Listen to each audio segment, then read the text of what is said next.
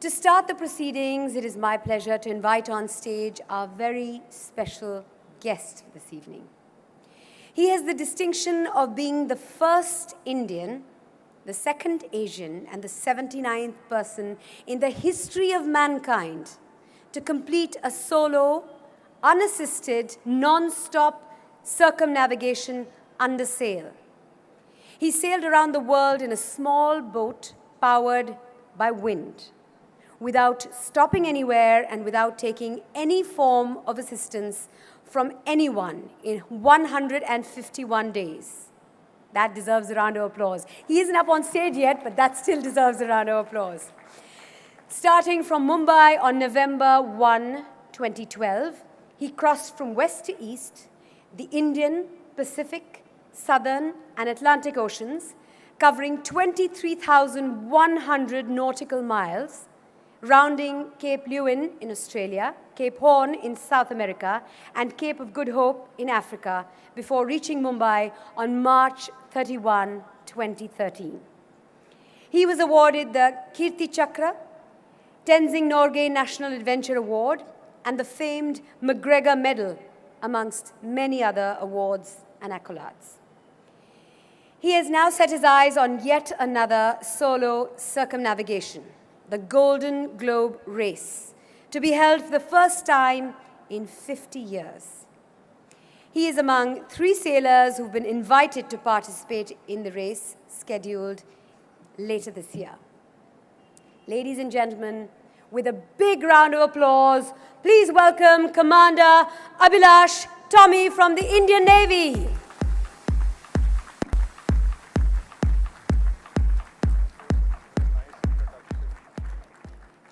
Welcome. I feel very honored to be sharing the same stage as you. Please do take a seat, and it's going to be a pleasure talking to you, hearing about all your adventure, 151 days. First up, I'd like to say, on behalf of the organization, we're delighted to have you here. You have pioneered a new path that has not just given you recognition, but given recognition to the institution that you belong to and to the country. So congratulations for your amazing achievement. You have, taken on challenges head on, forged new paths, and you've gone where, well, very few have gone before. People from this organization also want to do more, be more, and they've constantly pushed the envelope. We'd like to know, first up, where does your sense of adventure come from? It's simple. Somebody told me once that, I live by the maxim, if he can do it, why should I? All right. Yeah, so that was turning a quote upside down. So at what point in your life did you even think that this is something that you'd like to do? Acting upon it is another issue altogether. It's another big step in your life. But when did you sort of first think that, hey, this is something I can... He's a pilot. He's trained for the skies. And yet he decided to circumnavigate under sail. So when did this thought of, I think I can do this too, come to you? Well, it began with an article that I read when I was 19. And it spoke about a woman sailor taking part in a round-the-world race. And she was beating all the men, hands down, in all the legs of the race. She was beating them by 200, 300 miles, 3-4 days, not by, a few kilometers. So it really caught my attention. The thing is, the fact is she never went on to win the entire race because of some freak accident. She would, either get dismasted or the boat would turn upside down and she had to be rescued and all. But she was very good at what she was doing. This caught my attention, and I realized, people not just sail around the world alone, they also race around the world alone. And maybe someday I should do this. That's where it started. Well, like a lot of people sitting over here today, he too had a role model who was a lady. All right. When did you think that I want to do this solo, as in circumnavigating the world has been done before, but doing it solo? A lot of people over here don't probably understand, maybe in the introduction I was not clear enough. I'd like to now sort of reiterate It was solo, it was unassisted, he stopped nowhere for assistance. Basically, there was no human contact for 151 days. That is something really unusual to want to do. Yes, that deserves a round of applause. So what happened is that when I came to know about this woman who was, racing around the world, I thought I will do this someday in my life. And my first salary in 2000 was 8,500 rupees. And I started saving 8,000 rupees every month, imagining that 20 years later, I'll own a boat and do a circumnavigation. As luck would have it, I got into the Navy sailing team, started racing dinghies, and then got into big boats, sailed the Volvo boat from Cochin to Bombay, the Ericsson boat. And then I got to be the yacht services manager with Volvo Ocean Race when they stopped over in Cochin. I got to sail with Sir C.V. Raman's son, who unfortunately is no more. We sailed from Salalah to Aden. And then with all this experience, the Navy asked if I could help a person called Captain Donde sail around the world alone. He did that in 2009-10, and he sailed around the world with 4 stops. 4 stops? 4 stops, yes. But he was solo.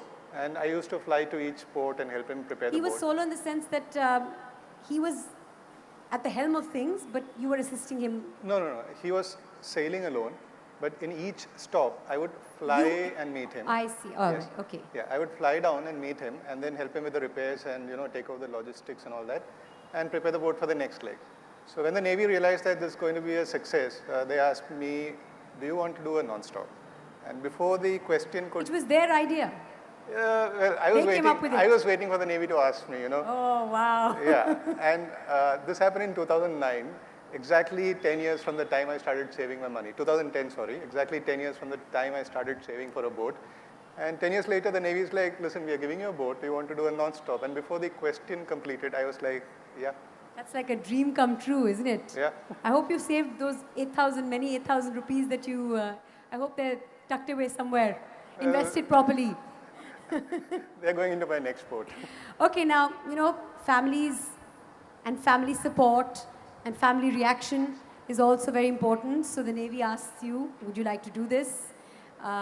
Your answer, of course, is yes. Now, when you broke this news to your family, how did they respond and how did they take it? Mixed reactions. My father was a naval officer. He really didn't care what I was up to. He knew that... He must have been happy. He must have been like, this is a challenge, this is something new, this is new territory. Yeah. Once I was lost at sea, and for one night, sailing a small boat, and I was rescued by a helicopter and all. A lot of story happened, which was a Saturday, and that, every Saturday I was supposed to call home. So this Saturday when I didn't call, and I called on Sunday, my dad asked what happened. I said I was out at sea, lost, and I was rescued early in the morning at 4 or something. He says, well, you've joined the Navy for adventure, so that's part and parcel of, what you should have expected. That's a very cool dad. Yeah. Mother was a bit worried. She's always scared of sea. She's a very brave woman. She always wanted me to be a fighter pilot, and when I broke news that I'm going to be a reconnaissance pilot, she's like, no way, you have to fly fighters. I said, I'll have to train on MiG-21s. Yeah, and she is like, so what? I said, they're called flying coffins. Like, so what? It'll take just 7 seconds for you to die. You'll not even come to know. That's a very unusual take on things or advice to give your son. Yes, but she was very scared of me going to sea. I had to convince her. It took a lot of time for me to do that. Okay, so the day came. Okay, before we get to the day that came when you took off, how much preparation did you have to go through, firstly, to get your boat prepared for, all that possibly could happen, supplies, all the rest of it, and also mental preparation is a big one for something like this. Yes, when you're preparing for an expedition, like say climbing the Everest or something like that, help is always at hand. But in this sort of an expedition, if you're in the middle of the Pacific, land is about 4,000 kilometers away in any direction, and the nearest human being is possibly somebody on the International Space Station above you. And the nearest land is 4,000 meters, but that's right below you. It's always a meaningless figure. So in this sort of a situation, if something happens to you, it takes about 15 days for any rescue to come. You break your thigh bone, you have a heart attack, anything happens, you have to wait out for 10, 15 days. There is no way help can come before that. So obviously you have to be a lot of skills rolled into one. You have to be a cook. You need to know how to nourish yourself. You need to be an electronics guy. You need to be an engineer. You need to know your machine very well, your engine. You need to be a doctor. You need to be a carpenter, fiberglass guy. You need to be a meteorologist, oceanographer, a media guy. I mean, that's a lot to be. There's many different roles. Did you know all these things before, or did you have to learn a lot of stuff in the months, or how much time went in preparation? Well, I got about a year and a half, 2 years to prepare for this, and the preparation was very gradual, very phased. Initially, I sailed from India to Brazil with a crew as the first mate, and then I sailed back as skipper with one guy. I crossed the Atlantic, and from Cape Town, I sailed back to India. Like that, I had about 27,000 miles of sailing, which is more than the circumnavigation itself. This is before I started the voyage. And I did a lot of classroom training that had, all these medicine and safety, survival, global maritime distress, and everything included. You can pretty much perform first aid to yourself if need be. Yeah, I can stitch myself up. I can put a catheter into myself. I can, do a lot of these things to myself. I'm trained for it. So, doctor, cook, technical guy, what else? Oceanographer. Oceanographer, okay. Yeah, navigator, meteorologist, etc., etc., etc. You enjoy your own company? A lot. So I read somewhere he says, I don't fear being alone. I don't fear solitude because I enjoy being alone. Is that right? Absolutely. What is the best part about being alone? What is the best part of that solo part of solo trip? You can sing. Sorry? You can sing. You can sing? Yes. Obviously, you're not a very good singer. No. So you can sing freely without anybody judging you. Well, you get a lot of freedom when you're alone. Absolute, unadulterated freedom. Nobody to impede your thoughts, nobody to tell you what to do, no permissions to be taken. You just have to worry about your survival and take care of the boat, and after that you have a tremendous amount of freedom to think, imagine, ask questions to yourself, probe deeply into the meanings of a lot of things. That's the kind of freedom a boat gives you. Was it a very introspective trip? Did you find yourself thinking a lot about your life and about... Extremely. I realized that I'm an absolutely sin-free person at sea because I don't talk to anybody, so I'm not lying to anyone. I'm not interacting with anyone, so I cannot, hurt somebody else's sentiments. Like that, I became a much purer form of myself. Those 151 days, you were the purest person on earth. Yes, absolutely. Okay, so what was your... I'm sure your journey was like in life, in our personal lives and in work life, we experience storms of different kinds. Yeah. You experienced storms of the real kind. Yes. And how hard was that, and what was the worst storm experience that you had? Well, I have seen up to 70 knots, and it's very rare for India to get a 70 knot cyclone. All right. 30 knots plus was a regular affair in the southern hemisphere. The moment you cross Tropic of Capricorn, 30, 40 is like very regular. In India, 32 knots or something is classified as a cyclone. And I used to get that twice a week. So it was very regular. Now what I learned... You used to experience cyclone-like conditions twice a week? At least. And you see, what I realized is that you have the ability to ascribe qualities to what's happening outside of you. So you want to imagine that a cyclone is bad, then obviously you can take a lot of stress and imagine a lot of bad things are going to happen to you. But at the same time, for a sailor, wind is currency. Sorry? Wind is currency. Wind is currency. So if a cyclone comes, you feel you're a very rich man. That's a lovely thought. What is it that kept you going? One thing I realized was that in my previous sailings, looking at the destination is trouble. The first time I sailed, which was to Colombo, and second time when I sailed to Mauritius, I was always, wondering when am I going to get a flatbed, when am I going to get an air-conditioned room. 5 days, I'll get a nice toilet to use. 4 days, fresh food. 3 days, this. And it always played on my mind. So when I went for this circumnavigation, I made it a point not to look at the destination. And it was just a wonderful experience after You that. became a yogi. You were meditating, weren't you, a lot? Yes, always. Meditation helped you a great deal? It did. It kind of, the understanding that I got was that, you kind of understand what's the real nature of your mind. You realize that it's an organ that takes inputs from your surroundings, draws from the experience of the past, projects yourself into a future, and on the basis of that, it makes you take some action right now. Now, if you understand this basic nature of your mind, then you start gaining tremendous control over it. So you can choose what emotion you want to feel when. You want to feel a little bit of anxiety so that you are working a bit faster.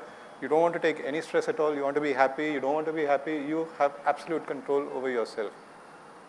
I don't know whether everybody would have absolute control over yourself. You're a very disciplined human being, and that's why maybe you could do it. And tell me, did you think you'd do it in 151 days? Or what was the equation in your head, and what was the calculation you had made? I had calculated 150 miles a day, and I ended up doing 153. So this 151 days was exactly as per calculations. Although I was prepared for... You literally did it to the day? Yes. And supplies-wise, in terms of prep-wise, how much longer could your boat have carried on? My supplies were, I had stored for something like 6-7 months. An extra was catered for. So I could have lasted another 2 months as far as food was concerned. As far as fuel is concerned, 2 years. As far as water was concerned, maybe not too long. Yes. Now, I'm given to understand that there was a little situation that he had, and he was left with 1 bucket of water, which is around 15 liters, for the last, how many days? 15. Last 15 days. And firstly, how did you get to this position? And then how did you make those 15 liters work? You see, I had triple redundancy for everything that, for every thing that I needed. I had an RO plant that could convert seawater to fresh water, which conked off close to New Zealand. Then I had... which was how far into the journey? 1/3, I would say. 1/3? Yeah. So that was out. Then there was no more getting water from outside. Yes, no more. You had to just depend on your supplies. Correct. And an RO plant is an unlimited resource. It can keep converting seawater to fresh water. So that was off. Now I had about 300 or 400 liters. What was that brand? We need to sue them. No, they're pretty good. But you never rely on water maker. That's what you always taught. I had about 400 liters in tanks and about 300 liters in water bottles, which is what I was using to, finish the voyage. Close to Mauritius, I discovered that a lot of diesel had leaked out of the diesel tanks. It went into the water tanks and made it absolutely unusable. I checked for the water bottles that I was left with, which also had diesel in them. And then, thankfully, I had stored water bottles in various parts of the boat. So 10 of those bottles were uncontaminated, 15 liters. And then I did a lot of calculations and realized I could survive on less than 1 liter a day. And you did, and you made it. Yes. Okay, that was water. What about food? You're not stopping anywhere. The food you take with you on day 1 has to last you. Yeah. How did you make your food last? What kind of food did you take on board? How much do you cook yourself? You divide food into 3 different kinds. One is for the extremely bad weather, where you just have to open a packet and eat. Then is a moderate weather. You can heat something or pour hot water like a freeze-dry packet and eat that. Or you cook a full meal with rice and fish and all that. And I had the time to actually cook and boil rice and... When you're in, -2 degrees, you look forward to cooking rice. That's your only source of heat in the boat. So you had food of 3 different varieties to depending on the mood of the ocean. Yeah. Or if it was a celebration, I could always open a packet of chicken biryani or... Well, you speak of celebration. Did you open a packet of biryani on 26th of January? Yes, I did. See, on 26th of January, where were you? Please share with our audience. Before I started the voyage, the Navy asked me, please give us the ETS, estimated time of arrival at each checkpoint. First was Cape Loyal, second was Cape Horn, third was Cape of Good Hope, and fourth was obviously return to India. So I gave them a general idea, January or February I'll be in Cape Horn, and April I'll be here, and maybe so-and-so I'll come by. I gave a general idea. They said, no, we need exact dates. And I did some calculation, and I had it in me that I had to be celebrating 26th Jan at a particular point. That point is called Cape Horn. It's important because that's a high point of a circumnavigator's life, rounding Cape Horn.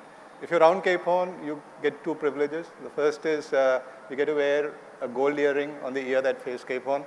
You also get to keep 1 foot on the dining table. Yes, and that's why she has not invited me for dinner today. So it's important. It's extremely important. And I did some calculations. I realized that, I could be at Cape Horn on 26 January. This is before I left. The weather could be absolutely unpredictable. It could change anytime. Your sails could rip off. Anything could happen. But my efforts paid off. I was at Cape Horn on 26 January. Just 1 mile south of Cape Horn, I hoisted the tricolor.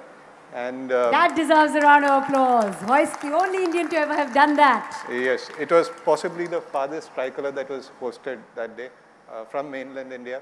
The sea was bleak, gray. The sky was bleak, and you should the orange, white, and green look beautiful. Oh, you should have seen that tricolor. It was fantastic. Thank you for making our country so very proud. There was another time you opened biryani, I'm sure. There was a birthday that maybe came along in between. Yeah, my 34th birthday was celebrated at 34 degrees west. I didn't, I didn't open biryani, but one of my friends had packed apples, fresh apples. She packed them in a tin, lit candles, okay, and shut the tin. So the candles used up all the oxygen.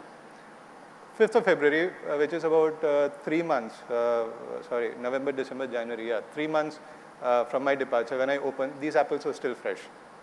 And I had a fresh apple at sea after 3 months. That was my birthday. The biryani was for 26th of January and a fresh apple for his birthday. Yes. That's very nice. So now you're a man of discipline, moderation, you're a yogi on the boat. All of the extremes that happened were outside of yourself. What was the worst extreme that you faced? That happened on the 31st of March when I had to finally step back on land. What? Back to people. Lost all my freedom. That was not the answer I expected. He was going to talk about some storm or some cyclone or the temperature. I didn't mind the storms. Well, the weather, we spoke about the weather being extreme. Sometimes, I'm just going to go out and say this. Sometimes he was in -2 degrees and sometimes he was wearing no clothes on the boat, right? I don't know. Oh, sorry, we're not supposed to say Where that. did you hear that from? No, the point is you did experience huge highs and lows as far as... No, not internally. One analogy is my life was like the ocean itself. On the surface, it's ruffled. When the sun shines, it's turquoise and nice blue colors. When the sky is gray, the sea is gray.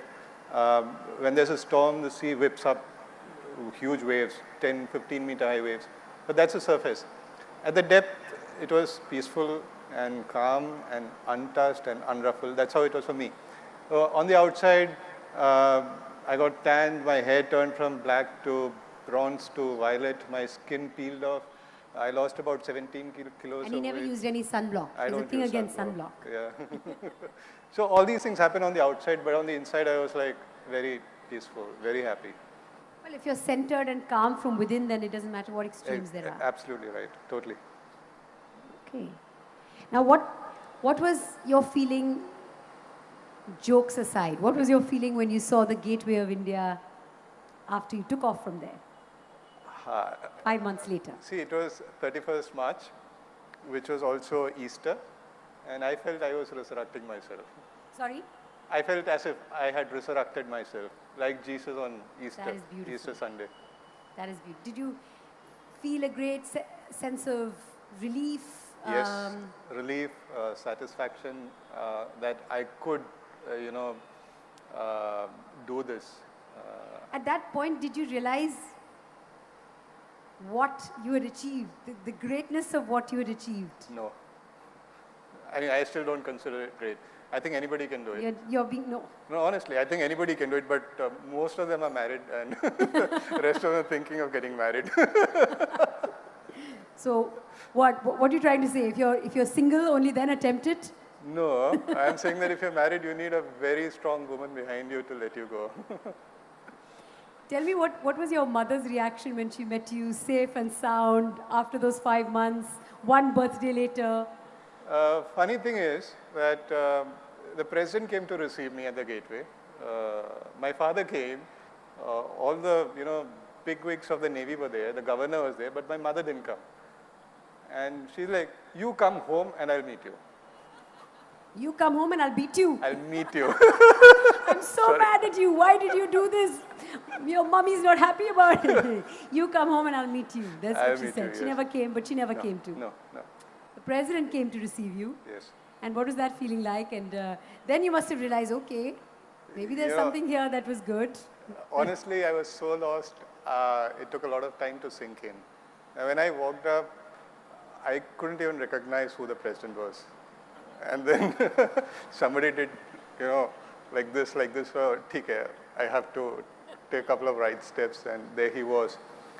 But it actually, the importance of him coming down, the sequence of events was, I come in, the president gives a fly past on 3 helicopters, and then when I come put the boat alongside at the gateway, he comes to receive me. That's the sequence, how it happened. I think a year or two later, the President of America was invited to India, and he was not received by the President at the airport. So that's when it's, sank in. That, I think, was a very important day in my life. He came to receive you when you... Yes. Okay, looking back at the journey, what was the greatest learning from it? If there was one thing that you could say that this journey taught you, what would it be? That's tough. But I think that one thing that I learned is that nothing really exists. You as a human have to give it meaning and significance and bring it to life. Without your doing that, or without the communities doing that, nothing actually takes on a meaning or a value. What was your best experience in those 151 days, and what was your worst? The most interesting experience was talking to a woman 10,000 miles away from India, right after I rounded Cape Horn. Over the VHF, I got to hear a feminine voice. I hear a woman's voice. How lovely does she sound? That was it, right? Yeah. It was surprising and really nice. But the beauty that I saw at sea. Do you know her name? Did you ask her name at least? No, I didn't, sorry. But one of those days when I was somewhere in the Indian Ocean, I saw a light on the horizon. And a light means there's somebody there, some ship or whatever, fishing boat. I went inside, checked on something called the automatic identification system, which is supposed to identify, give it a name and direction and speed and all that. There's nothing on the AIS. So if there's nothing on the AIS, it's got to be a small vessel, probably a fishing boat, and could be a pirate. I go back inside, switch on the radar, because this guy has to appear on the radar, right? If I'm transmitting, I have to pick him up.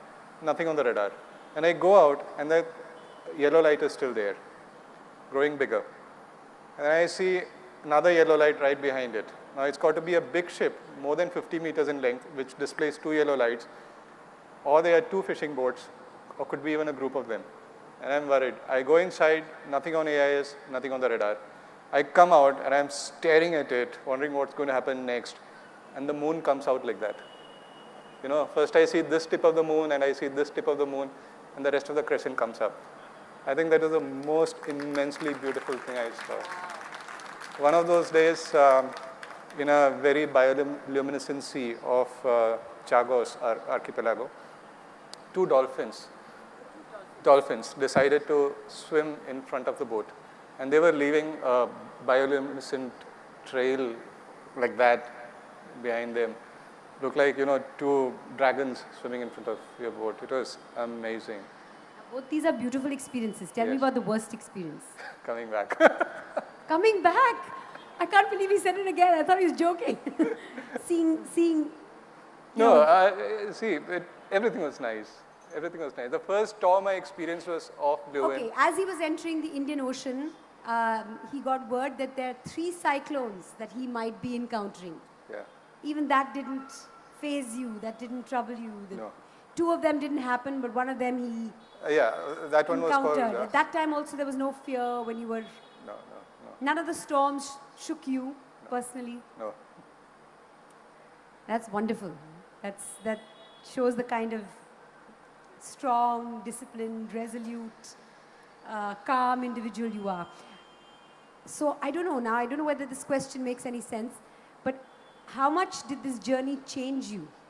Because you needed something, you needed that raw material, that ingredient in you to even want to do this journey, to live out this journey, to complete this journey. But how much did this change you as an individual? There was a tremendous change. How so? You know, I was living in a boat which did not have an air condition, even at 35, 40 degrees. It did not have a heater, even at 2 degrees minus, plus, whatever. So I realized that my tolerance limits had gone up drastically. So for almost a year and a half, I really did not need air conditioning or a fan or heating. I could take bath in cold water in winters. I could take bath in hot water in summers. Nothing really mattered to me. That was, I think physically, that was one big change that happened. But at a mental level, you know, my mind became very still. I sit with somebody and in 10 seconds, I can tell that person's past and present and future. You can, you know, see through that person. You pick up a book, you know what's written in the book. Okay, what's going to happen in my life over the next 2 months? Quickly tell me, since you can read everything. You should have met me a few years ago.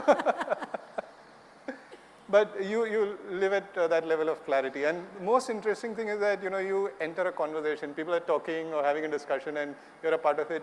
You feel as if you're watching a movie. People are talking and all these things are happening around you.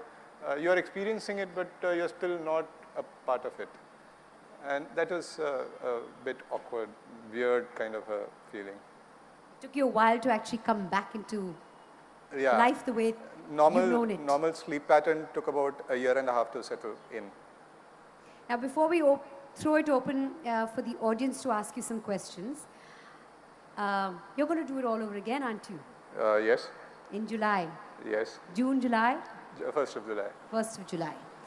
This Golden Globe race where there'll be 23 participants and only 3 have been invited to be a part of it.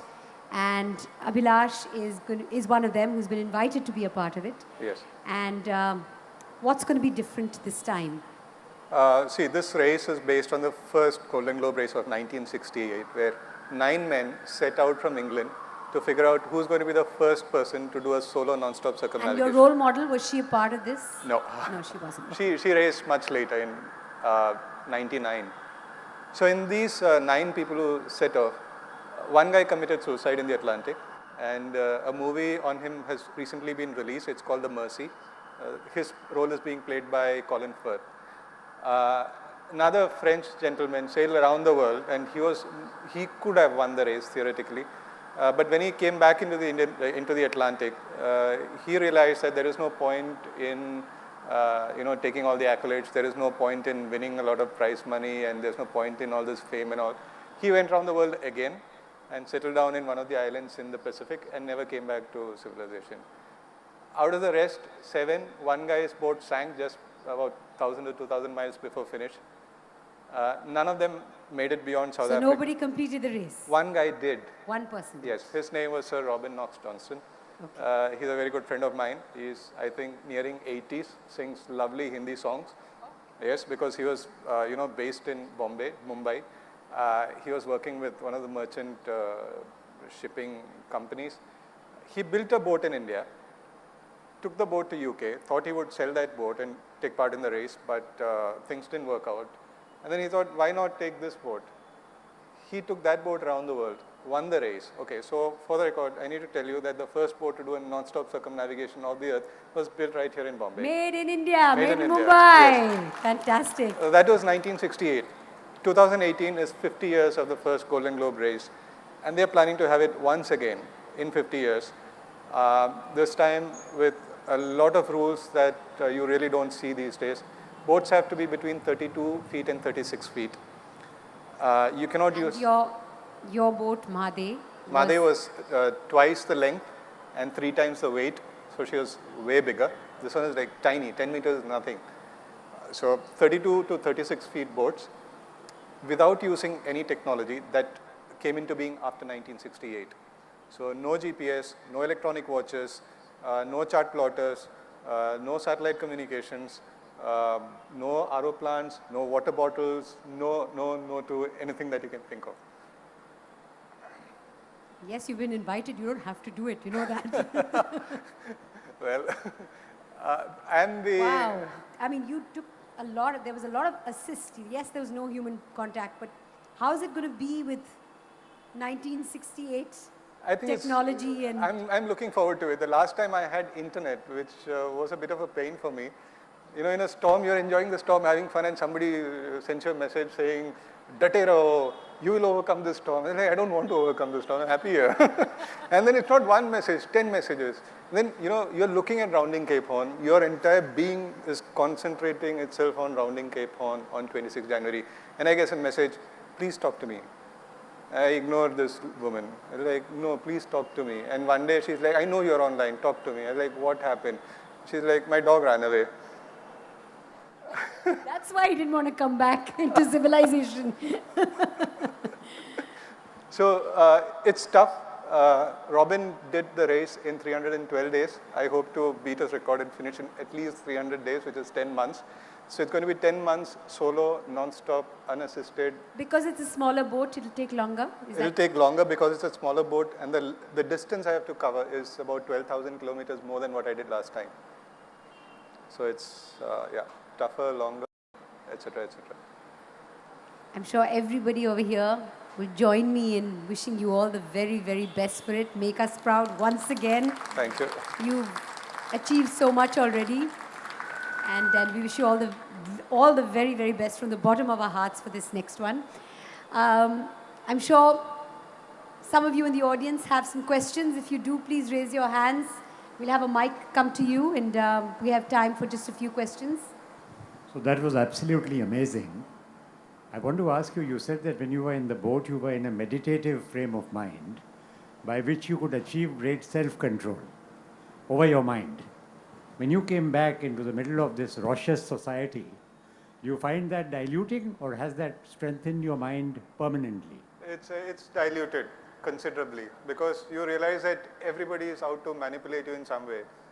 You know, right. Extract something, make you do something. So you come back in this pure form, and then over a period of time, you start directing these walls around yourself. So is there any way that you can bring that back while on land?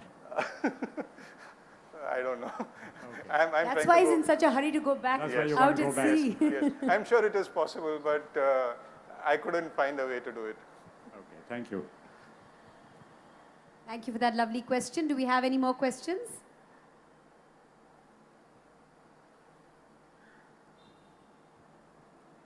Over here, please. This table here.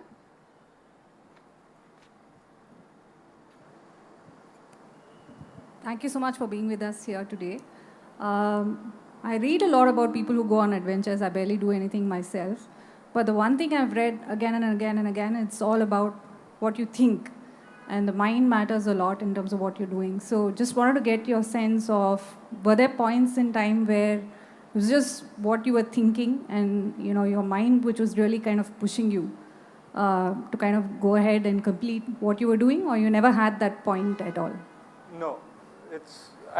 Honestly, I never concentrated on finishing it or anything like that. For me, it was always about that moment. Now, you see, one thing that happens in such sort of a condition is that your memory is of no use to you. You know, it doesn't matter whether it rained yesterday or there was a storm yesterday. It's got no importance, no role to play in your life. All you need to remember is, you know, where will I be in the next 24 hours? Where is food kept? And, you know, what's the emergency numbers? You don't need to know more than that. So like that, you know, the role of your mind and all that takes a back seat. And it helps you live in that present much better because you don't have a memory. Thank you. After your this expedition, your belief on God has gone up or down, and why?